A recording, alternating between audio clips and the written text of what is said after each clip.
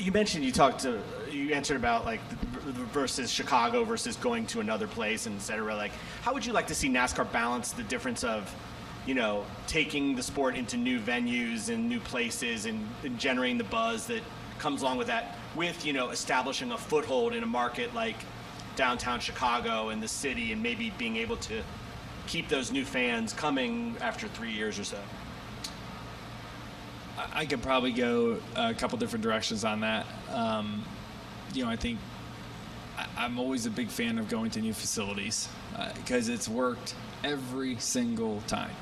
And I got to go back to just thinking about early in my career when we never did anything like this, right? I mean, it was the same schedule you guys remember, it was the same schedule every year for decades. Like, nothing changed. A big change would be like moving a date a couple weeks from where it was, right? Like, it wasn't changing anything. Now we're going to new venues, right? And you got to think of Road America. We're not too far from there. That was a huge success.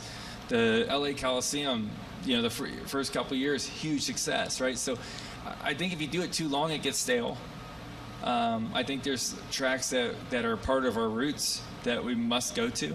But I think there's like a handful of tracks that should be kind of like maybe on a 3-year term kind of thing that can just move around, go to new places, right? I mean, look what happened at Bowman Gray this year. Huge success, new track.